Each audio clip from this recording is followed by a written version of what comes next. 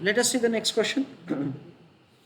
ABC Corporation is ordering a special purpose piece of machinery costing 9,800 with a projected life of 2 years, after which there is no expected salvage value.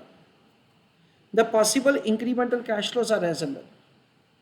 हमारा first year का performance क्या होगा वो हमको question में दे रखा है, और फर्स्ट ईयर के परफॉर्मेंस के ऊपर सेकेंड ईयर का परफॉर्मेंस क्या होगा वो हमको क्वेश्चन में दे रखा है.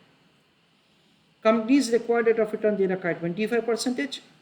कैलकुलेट मीन का मतलब है x bar of the probability distribution of possible net present value. Suppose now the possibility of abandonment exists and abandonment value of the project at the end of the first year is 2500. Highlight the portion, calculate new mean NPV. Assuming the company abandons the project if it is worthwhile to do so.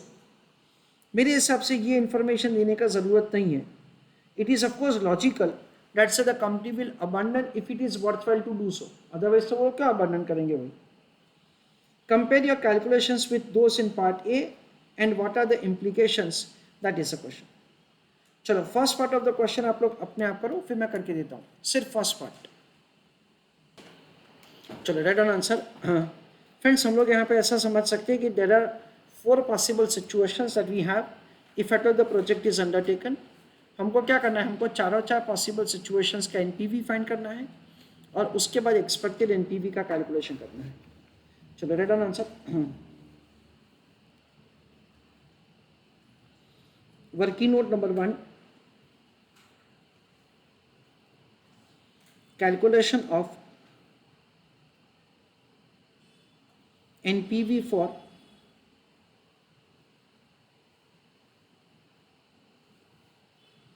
each possible situation.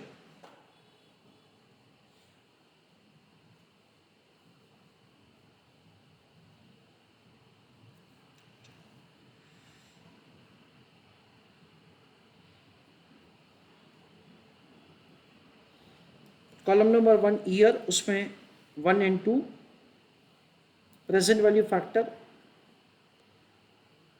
It is 25%. उसके factors, पहला situation है उसमें हम लोग cash flows लिखेंगे. It is 6,000 and it is 2,000. फिर उसका present value. Second situation again cash flow और प्रेजेंट वैल्यू, जिसमें हम लोग लिखेंगे 6,000 and 3,000.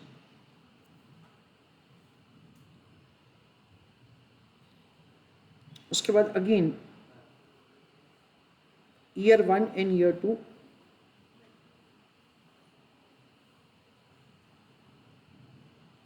Present value factor, cash flows, उसमें आएगा 8,000 एंड 7,000. उसके बाद present value, cash flows 8,000 8,000, present value. That is situation number 3 और ये सिचुएशन नंबर 4.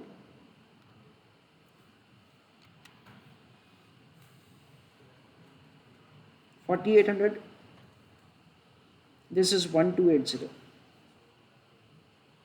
मैं डायरेक्टली एनपीवी लिख देता हूँ. 4,800 plus 1,280 minus 8,000,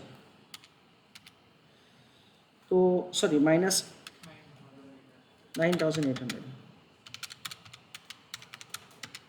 So it is 3,720 negative.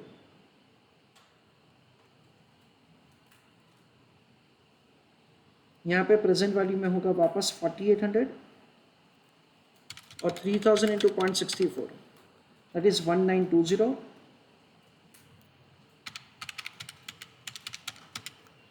NPV is 3,080 negative.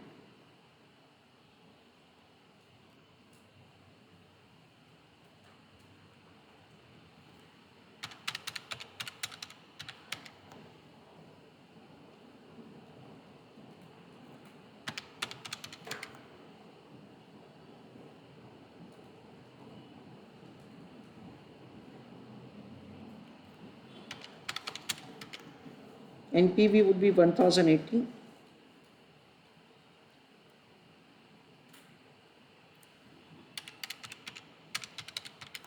$5120.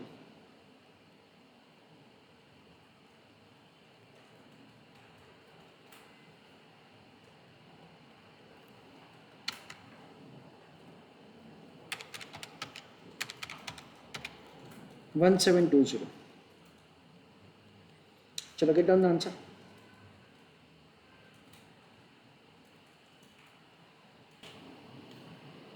ना उसके बेसिस हम लोग एक्सपेक्टेड एनपीवी का कैलकुलेशन करेंगे. Right on answer. Mean NPV जो हमको यहाँ पे पूछा गया है, wherein we understand situation,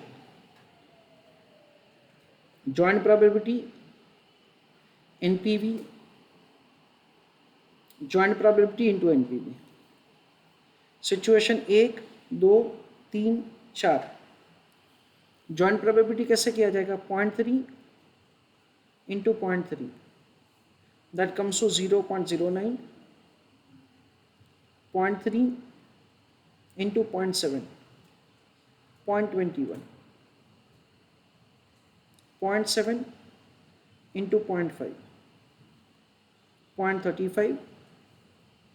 last में भी वही होगा 0.35.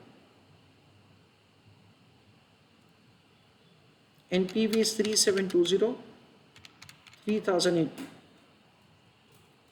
1080 and 1720.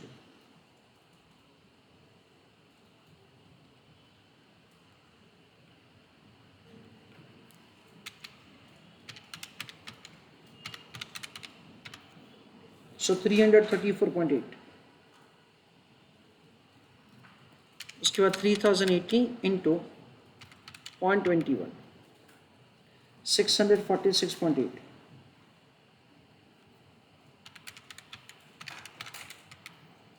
$378.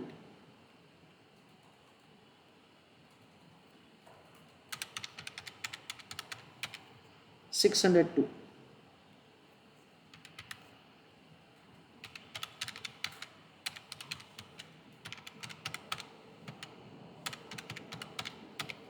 So it is 1 rupee 60 paise negative.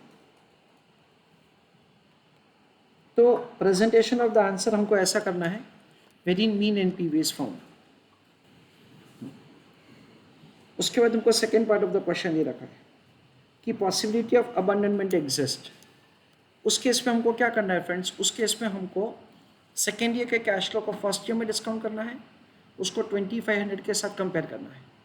Second year के कैश फ्लो को फर्स्ट ईयर में डिस्काउंट करना है, फर्स्ट ईयर के कैश फ्लो के साथ कंपेयर करना है, और फिर we are required to form the different situations. मैं पहले आपको ओरली थोड़ा समझा देता हूँ. देखो, इसका मीन वैल्यू कितना आता है? इसका मीन वैल्यू आता है 2700. इसका डिस्काउंटेड वैल्यू कितना आता है? 2160. 2160 2500 से कम है. यानी क्या हुआ? मुझे पता है कि अगर फर्स्ट ईयर का कैश फ्लो 6000 है तो मेरे को सेकेंड ईयर में कंटिन्यू नहीं करना है. तो पहला सिचुएशन क्या होगा? पहला सिचुएशन ऐसा होगा जिसका प्रोबेबिलिटी 30% है, और एनपीवी क्या हो जाएगा फ्रेंड्स पता है? 6000 plus 2500 into 0.8 minus 9800. 6000 plus 2500 into 0.8 minus 9800. यानी पहला सिचुएशन का एनपीवी हो जाएगा 3000 नेगेटिव. अगले वाले क्वेश्चन में जो थर्ड सिचुएशन था, अभी वो सेकेंड सिचुएशन हो गया. अगले वाले क्वेश्चन में जो फोर्थ सिचुएशन था वो अभी थर्ड सिचुएशन हो गया. क्यों? क्योंकि इसका मीन वैल्यू कितना है? 7500. 7500 को डिस्काउंट करेंगे तो कितना आएगा? 6000. 6000 2500 से ज़्यादा है. देखो, तो थर्ड वाले सिचुएशन का एनपीवी क्या है बताइए ना मेरे को. 1080 पॉजिटिव, और लास्ट में 1720. प्रोबेबिलिटी है 0.7 इंटू 0.5 यानी 0.35 है, और 0.35. सो क्या होगा? 0.3 इंटू 3000 नेगेटिव यानी कितना होगा? 900 नेगेटिव हुआ,